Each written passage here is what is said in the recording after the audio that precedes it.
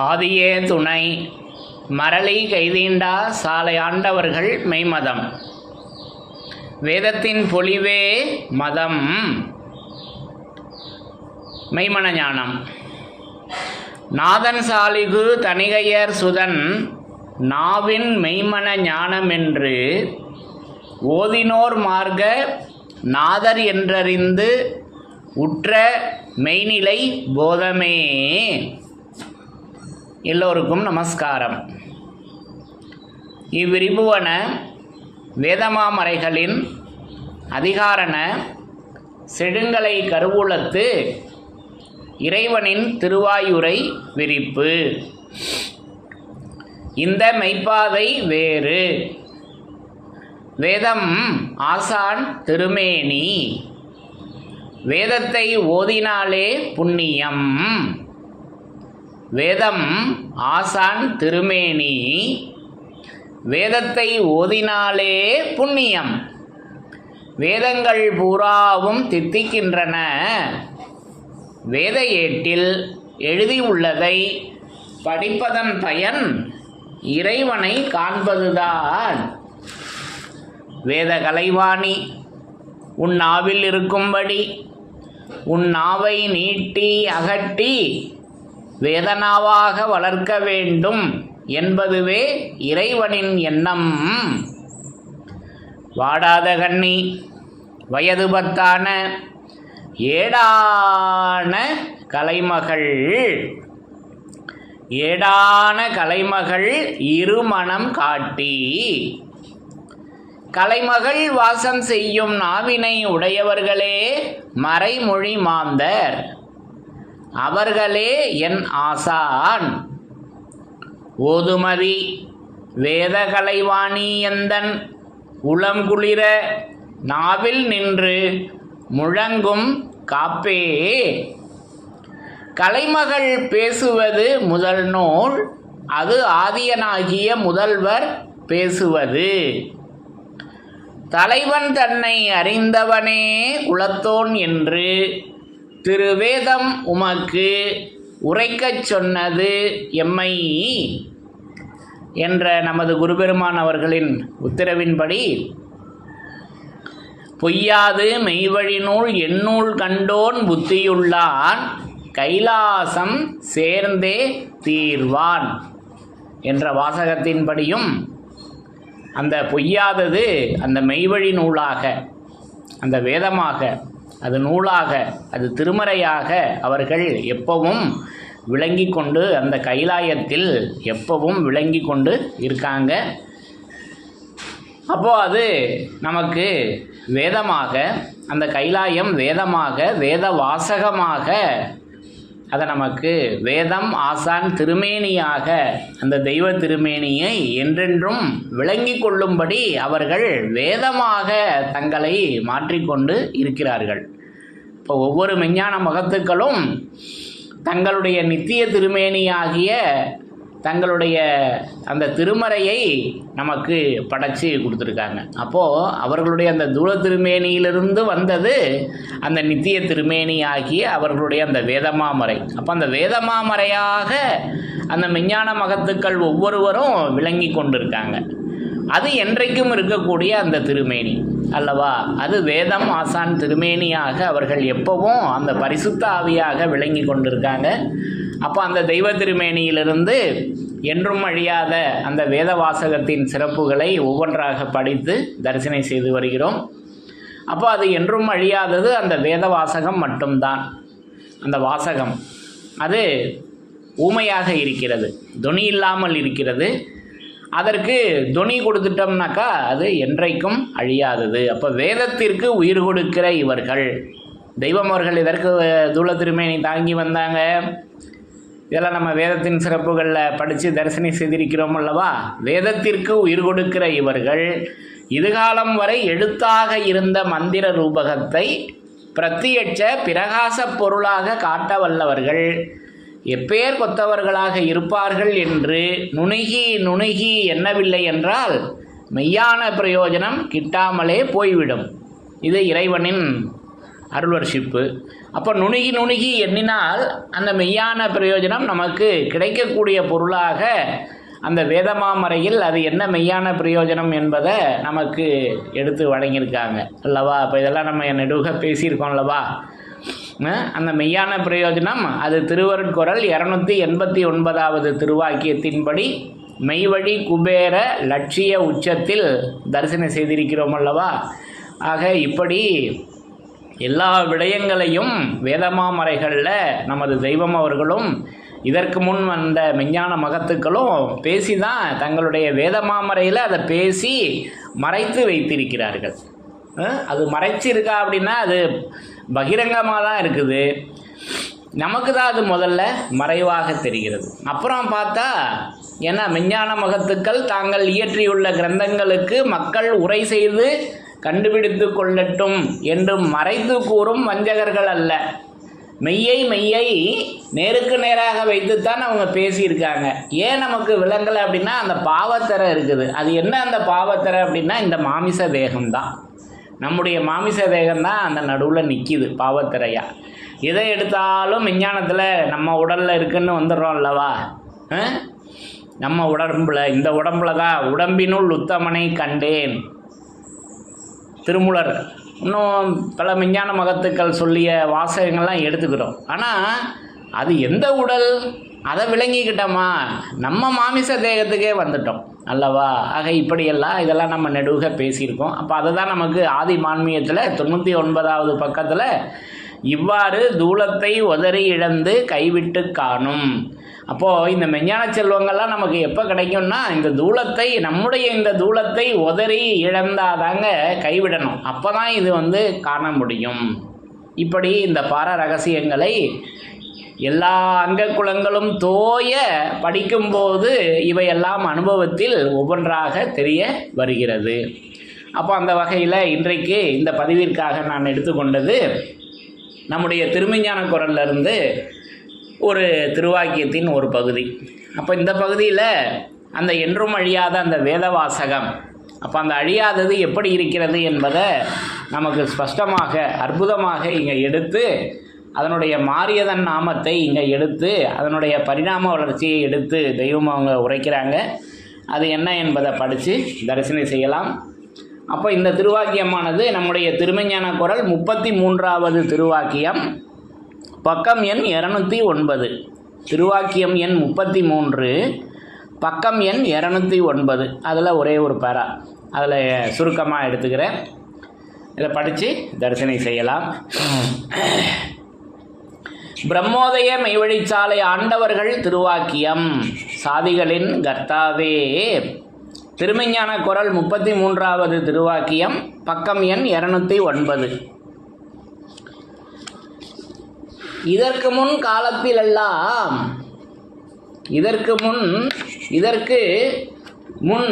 காலத்திலெல்லாம் ஒரு மெய்குருவை அடைய எவ்வளவோ கஷ்டப்பட்டு தேடி அலைய வேண்டும். இப்போ தங்களுடைய அனுபவத்தை சொல்கிறாங்க. இதற்கு முன் வந்த மெஞ்ஞான மகத்துக்கள் அவர்களுடைய குருபெருமானை எப்படி அவங்க தேடி அடைந்தார்கள் என்பதெல்லாம் அந்த பாடு. அப்போ அதை இங்கே எடுத்து நமக்கு தெய்வமங்க இந்த பகுதியில் உரைக்கிறாங்க.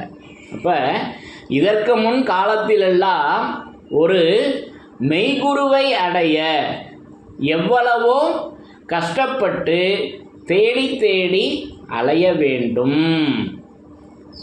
அப்படி தேடுவதிலேயே வயது முடிந்தாலும் முடிந்துவிடும். இதுக்கு என்ன காரணம் அப்படின்னா, ஒரு தூளத்திருமேனியில் அந்த குருபிரானை நம்ம தேடி அடைவது. ஒரு உதாரணத்துக்கு எடுத்துக்கிட்டோம் அப்படின்னாக்கா, உலக மக்கள் ஒரு குருபிரானை தேடி அடைகிறாங்க அப்படின்னா, ஒரு தூளத்திருமேனியில் தான் அந்த குருபிரான் வேணும் அப்படின்னா தாங்க இவ்வளவு கஷ்டப்படணும். அந்த மெய்குரு வேணும் அப்படின்னா, இப்போ நமது தெய்வம் அவர்கள் தங்களை அந்த குருபெருமானை எப்படி மாற்றி கொண்டு இருக்காங்க, இப்போ என்றென்றைக்கும் இருக்கக்கூடிய குருபெருமானாக எப்படி இருக்காங்கன்னா, பூரண புதையலின்படி திருமறை குருபெருமானாக அவங்க விளங்கி கொண்டிருக்காங்க அல்லவா. அது திருமறை குருபெருமான்.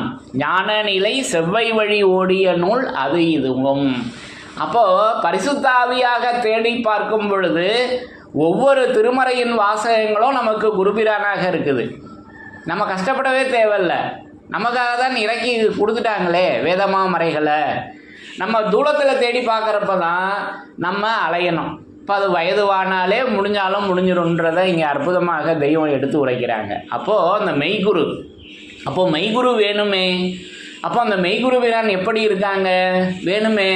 அப்போ அதுக்கு நமக்கு திருவருட்குறள் 94வது திருவாக்கியத்தில் அந்த மெய்குரு வீரான் எப்படி விளங்கி கொண்டு இருக்காங்க என்பதை ஸ்பஷ்டமாக நமக்கு எடுத்து ஓதிய முத்தர் நூலில் மறைத்ததை உடைத்திடுவேன் இங்கே என்று ஒட்டச்சி அந்த மெய்குரு பிரானை நமது தெய்வம் அவர்கள் அந்த திருவருட்குறள் 94வது திருவாக்கியத்தில் எடுத்து வெளியாக்கியிருக்காங்க. அப்போ சத்திய சுத்த வாக்கியராகிய ஓர் மெய்குருபிரான் இரக்கத்தால் தான் நீங்கள் அதை பெற முடியும் என்ற ஒரு வாசகம் வருகிறது.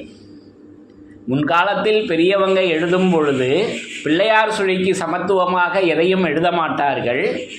ஏட்டின் தலையில் அந்த அடையாளக்குறி போட்டுவிட்டு நேர்கீழே சிவமயம் என்று எழுதுவார்கள். இந்த பெரும்பலனை பிரயோசனத்தளவில் உங்களுக்கு விளக்கி தருபவர்கள் இந்நெடிய உலகத்தில் எம்மை தவிர வேறு யாரும் இல்லை. உங்கள் ஜீவனுக்கு அவசியமாக வேண்டிய அந்த சிவசெங்கோலை கொடுக்குறாங்க. உங்கள் ஜீவனுக்கு அவசியமாக வேண்டிய அந்த சிவசெங்கோலை ஒரு சத்திய சுத்த வாக்கியராகிய மெய்குருபிரான் இரக்கத்தால் தான் நீங்கள் அதை பெற முடியும். அப்போ மெய்குருபிரான் எப்படி இருக்காங்கன்னு சொல்லிட்டாங்க, சத்திய சுத்த வாக்கியர். அப்போ சத்தியம் எது, சுத்தம் எது? அப்போ அந்த சுத்தம் வாக்கியமாக அல்லவா இருக்கிறது, அதல்லவா சுத்த திருமேனி. அப்போ அதல்லவா நம் குல தெய்வ சைவ திருமேனி சுருதி பெருமான் சோடச நிலையில். இதெல்லாம் நம்ம ஏற்கனவே வேதத்தின் சிறப்பாக படித்து தரிசனம் செய்திருக்கிறோம் அல்லவா. ஆக இப்படி அந்த மெய்குரு பிரான் வாக்கியமாக விளங்கி கொண்டிருக்கிறார்கள். அது சுத்தமாக இருக்கிறது, அது சுத்தமானதாக இருக்கிறது, அது சத்தியத்து, அதற்கு பெயர் சத்தியம். அப்போ நம்முடைய ஒவ்வொரு திருவாக்கியங்களும் சத்திய பிரமாணமாக அதை நமக்கு எடுத்து வச்சிருக்காங்க. இப்படி நான் அதை உணர்கிறேன், இப்படி நான் அந்த வேதத்தை தரிசனம் செய்கிறேன், இப்படி நான் நமது தெய்வம் அவர்களை அந்த வேதம் ஆசான் திருமேனியாக இப்படி நான் அந்த மெய்குருவாக உணர்கின்றேன். ஆக இப்படி அந்த மெய்குரு. அப்போது அந்த மெய்குரு வாக்கியமாக இருக்குதே. திருவருட்குறளில் 325 வாக்கியமாக நமக்கு அந்த வாக்கியத்தை அந்த குருபெருமானாக நமக்கு வழங்கிட்டாங்களே. அப்போ திருமறை குரு தீன் திருமேனியர் குருமுராதி பரிசு குருவே மறையின் தரிசனை பன்னுருவே. அப்போ அந்த பரிசு குரு திருமறையாக அல்லவா இருக்காங்க, பன்னுருவாக அல்லவா இருக்காங்க. இந்த உருவுக்கு வந்துட்டோம்னா நமக்கு தேடி அலைய வேண்டும் என்ற அவசியம் இல்லை. அப்போ இங்கே நம்ம வேதத்தில் தேடி அடையக்கூடியதாக இதை நமக்கு மிக மிக எளிமையாக வச்சுருக்காங்க. இப்போ வேதத்திற்கு வருகின்ற மக்களுக்கு மிக மிக எளிமையாக அந்த மெய்குரு பிரானை இப்படி தெய்வம் அவர்கள் நமக்கு வழங்கியிருக்காங்க. அப்போது பரிசுத்த ஆவியாக அவங்க என்றென்றும் விளங்கி கொண்டிருக்காங்க. அப்போ நம்முடைய வேதங்கள் மட்டுமல்ல, இதற்கு முன் வந்த ஒவ்வொரு சமயத்தின் வேதங்களும் அது ஆசான் திருமேனியாக அந்த மதத்தை உண்டு பண்ணிய கர்த்தராக அவங்க அந்த திருமறையானது விளங்கி கொண்டிருக்கிறது என்பதை நமக்கு இப்படி நிரூபணை செய்திருக்கிறார்கள் அல்லவா. இப்படி நான் அந்த ஒவ்வொரு திருமறைகளையும் இப்படி நான் அந்த திருமறை அந்த சமயங்களை உண்டாக்கிய குருபெருமானாக நான் தரிசனம் செய்கிறேன். இப்போ ஒவ்வொருத்தரும் இருக்காங்களே, பரிசுத்த ஆவியாக இருக்காங்க, நாததேகமாக விளங்கி கொண்டிருக்கின்றார்கள். அந்த நாததேகம் வருகின்ற அந்த எழுத்தாக அவங்க அந்த திருமறையில் விளங்கி கொண்டிருக்காங்க. இப்போ தொனி தான் இல்லை, தொனி தான் நம்மக்கிட்ட இருக்குதே. இறைவனோ உடலிலான் அவன் உரைக்க இயலாதென்று. அப்போ நம்மக்கிட்ட தான் இருக்கே உடம்பு, அதை நம்ம எடுத்து சொல்லக்கூடிய வல்லபம், அதற்கு துணி கொடுத்துட்டதும் அவங்களே வந்து அல்லவா சாட்சி சொல்லுகிறார்கள். இப்போ வாசகம் இருக்கிறதே. ஆக இப்படி நான் அந்த மெய்குருவை உணர்கின்றேன். அப்போது தூளத்தில் மெய்குரு வேணும் அப்படின்னா தான் தேடுவதிலேயே, அப்படி தேடுவதிலேயே வயது முடிந்தாலும் முடிந்துவிடும். ஒருவேளை ஒரு குருபிரான் கிடைத்தாலும் தூளத்தில் ஒருவேளை குருபிரான் கிடைத்தாலும் அவர் மெய்குருவாகத்தான் இருப்பார் என்பது என்ன நிச்சயம்? ஏன்னா போலி பாசாண்டியர்கள் தான் சுற்றிட்டு இருக்காங்களே. தாடியும் சடை வளர்த்து தலை சிரைத்து தாவளலங்கோடுடன் காயாசமும் பூண்டு பூரண புதையல்ல தெய்வம் அவங்க இதெல்லாம் தோலுர்ச்சி காமிக்கிறாங்க அல்லவா. அப்போ அந்த சாமியார்களுக்கு கவனம் எங்கே இருக்குன்னா நம்முடைய மடி மேலே தான் அவங்க கவனம் இருக்கும்.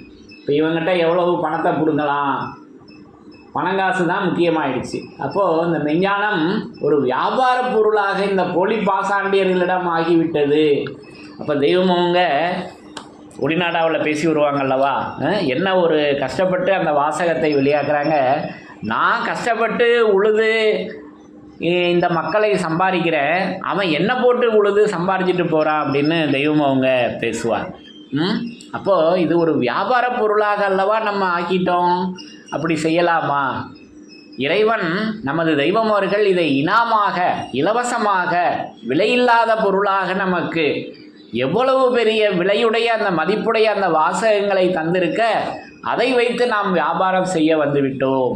இப்போ இதெல்லாம் எண்ணி பார்க்கணும் அல்லவா. இது ஒவ்வொருவரும் சுயபரிசோதனை செய்து கொள்ளக்கூடிய பொருளாக, விஷயமாக அல்லவா இது இருக்கிறது. சரி, இப்போ இங்கே தலைப்புக்கு வரும். அப்போ அந்த குருபிரான் அவர் போலியாக இருக்கவும் வாய்ப்பு இருக்குதே. அவர் மெய்யான குருபிரானாகத்தான் இருக்கணும் என்று நம்ம எப்படி தெரிஞ்சுக்கிறது? தூளத்தளவில் பரிசுத்த ஆவிக்கு வந்துட்டால் அந்த பிரச்சனையே இல்லை. அப்போ அவர் மெய்குருவாகத்தான் இருப்பார் என்பது என்ன நிச்சயம்? அப்படியே ஒரு உண்மையான குருபரன் கிட்டினாலும், அப்படியே ஒரு தூளத்தில் உண்மையான குருபிரான் கிட்டினாலும் அவர்கள் இவனை லேசில் ஏற்றுக்கொள்வார்களா? அரசோதிச்சு 12 ஆண்டுகள் அதை தான் தொடர்ந்து பேசி வர்றாங்க.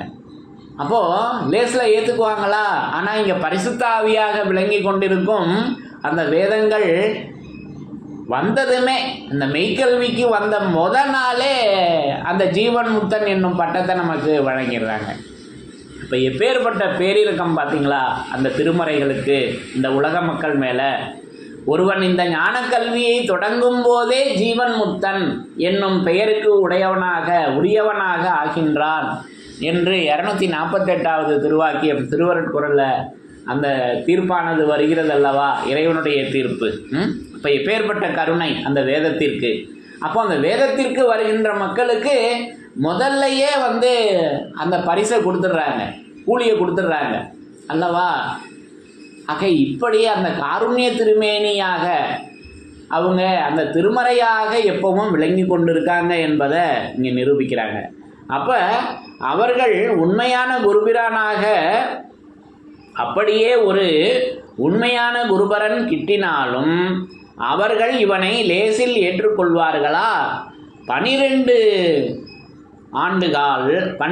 ஆண்டுகள் அறச்சோதித்த பிறகுதான் உடல் பொருள் ஆவி மூன்றையும் தத்தமாக பெற்றுக்கொண்ட பிறகுதான் இவனுக்கு அந்த அழியா என்று, அந்த அழியாத வேதவாசகம், என்றும் அழியாத அந்த வேதவாசகம் எப்படி இருக்கிறது என்பதை அந்த குருபிரான் அவர்கள் சிஷ்யனாக வருகின்ற உலக மக்களை 12 ஆண்டுகள் கழித்து தான் நல்லா சோதித்து இவன் நிலைத்து நிற்பானா என்ற அந்த சோதனைகள்லாம் அவங்க என் நினைவுக்கு அது சரின்னு சொன்னதுக்கப்புறம் தான் அந்த 12 ஆண்டுகள் கழித்து தான் அந்த உடல் பொருள் ஆவியை தத்தம் செய்து நம்மளை ஏற்றுக்குவாங்க. இது தூளத்தளவில். ஆனால் திருமறைக்கு பரிசுத்த ஆவிக்கு வந்துட்டா உடனே அவங்க நம்மளை ஏற்றுக்கிறார் அல்லவா. ஆக இப்படியெல்லாம் அந்த வித்தியாசங்களை நமக்கு லகுவாக வேதத்தில் எளிமையாக, மிக மிக எளிமையாக நமக்கு அதை எடுத்து வேதத்தில் வச்சுருக்காங்க. அப்போ அந்த என்றும் அழியாத வேத வாசகம் எப்படி இருக்கிறது என்பதை பேசி வர்றாங்க. உடல் பொருள் ஆவி மூன்றையும் தத்தமாக பெற்று கொண்ட பிறகுதான் இவனுக்கு அந்த அழியா பெருநிதியமாகிய நித்திய பரமஞானம்.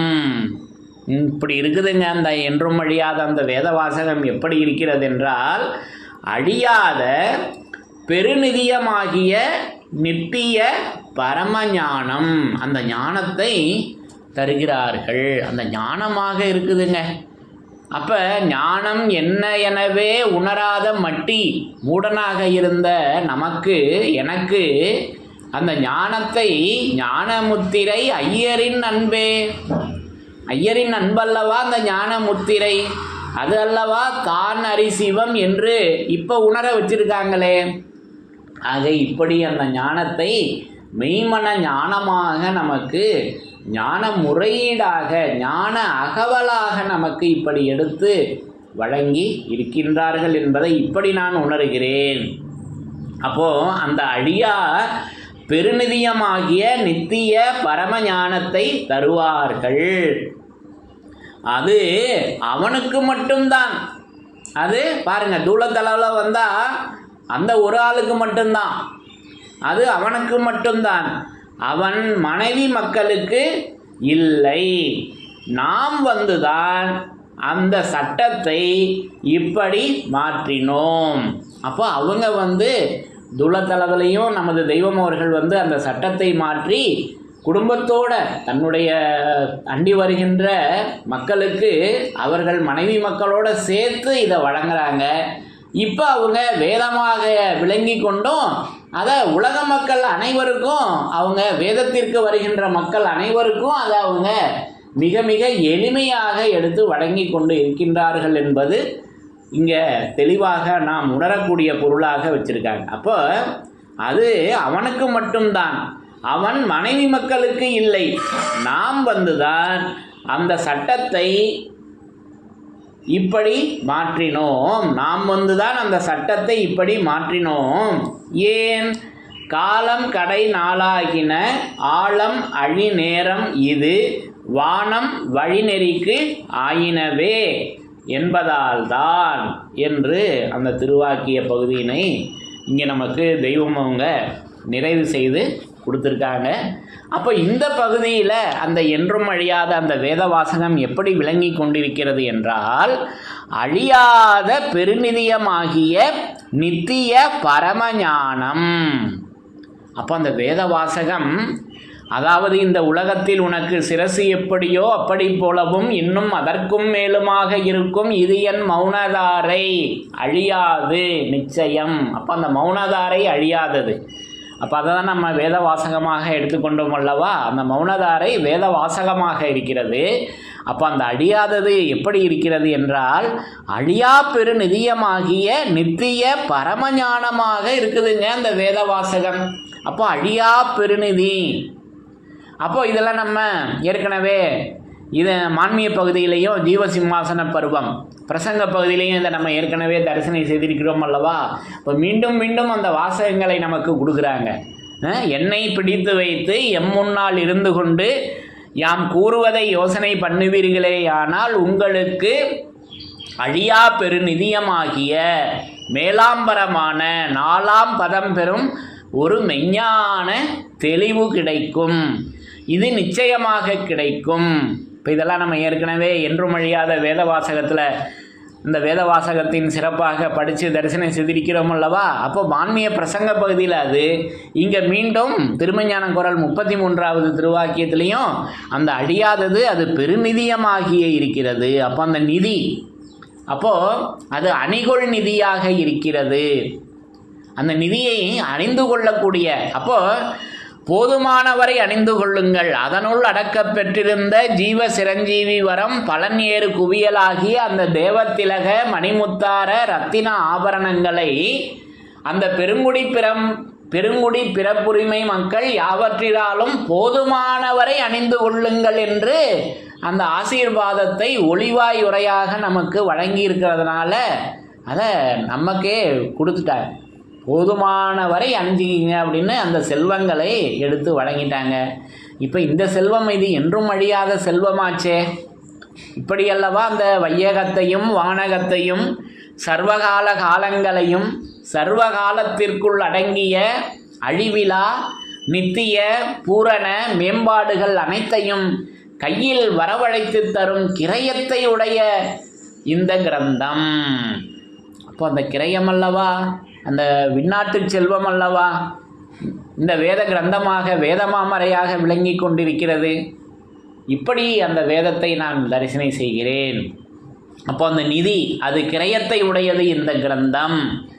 இதில் செயலில்லாத வாசகமே கிடையாது. அப்போ செயலுடைய வாசகங்கள் தான் நம்மளுடைய வேதமாமறையில் நமக்கு எடுத்து படைச்சி வச்சுருக்காங்க அல்லவா. இப்படி அந்த அழியா பெரு நிதியமாகிய அது நித்திய பேரின்ப ஞானம். அது நித்தியம், நித்திய பேரின்பம், நித்திய அந்த பரம ஞானத்தை அந்த பரமனே நமக்கு ஞானமாக எடுத்து இப்படி அந்த வேத வாசகத்தை உணர்ந்து கொள்வதுதான் ஞானம். அவர்கள் வேதமாக விளங்கி கொண்டிருக்கின்றார்கள். அந்த ஞானம் அந்த அவர்கள் சொன்ன அந்த அருள் வர்ஷிப்புத்தான், அந்த மௌனதாரை தான் அந்த ஞானமாக விளங்கி கொண்டிருக்கிறது என்பதை உணரும் அந்த வேதவாசகம் இருக்கிறதல்லவா, அது உணரக்கூடியதாக இருக்கல்லவா. இப்படி நமக்கு அந்த வேதவாசகத்தை அந்த ஞானத்தை என்ன எனவே உணராத இந்த மட்டிக்கும் இப்படி அந்த வேதமாமறையின் மூலமாக ஞானமுத்திரை ஐயரின் அன்பு என்று நமக்கு அதை எடுத்து தனித்திருப்பாடல்களில் வழங்கியிருக்காங்க அல்லவா. இப்படி அந்த என்றும் அழியாத அந்த வேதவாசகம் நமக்கு அழியா பெருநிதியமாகிய நித்திய பரம ஞானமாக அந்த வேத வாசகமானது, அந்த வேதம் ஆசான் திருமேனியானது அது பரம ஞானமாக, அது நித்திய பரம ஞானமாக இப்படி விளங்கி கொண்டிருக்கிறது என்பதை நான் இந்த பகுதியின் மூலம் இப்படி நான் விளங்கி கொண்டேன் என்று கூறி, என்றும் அழியாத என்றும் மாறாத என்றும் வாடாத அந்த வேத வாசகத்தின் சிறப்புகள் தொடரும். ஆகவே நமது தெய்வம் அவர்கள் அந்த பரிசுத்த ஆவியாக வேதமாக வேத வாசகமாக வேதம் ஆசான் திருமேனியாக நான் விளங்கி கொண்டு இருக்கின்றேன் என்பதை இப்படி ஒவ்வொரு இடங்கள்லையும் அவங்க மீண்டும் மீண்டும் நிரூபித்து அவர்கள் விளங்கி கொண்டு அந்த பரிசுத்த ஆவியாக வேதம் ஆசான் திருமேனியாக விளங்கி கொண்டிருக்கின்றார்கள் என்று கூறி, என்றும் அழியாத வேத வாசகத்தின் சிறப்புகள் தொடரும். தலைவன் தன்னை அறிந்தவனே குலத்தோன் என்று திருவேதம் உமக்கு உரைக்கச் சொன்னது எம்மை. தலைவன் தன்னை அறிந்தவனே குலத்தோன் என்று திருவேதம் உமக்கு உரைக்கச் சொன்னது எம்மை. என்றும் அழியாத வேதவாசகத்தின் சிறப்புகள் தொடரும். எல்லோருக்கும் நமஸ்காரம்.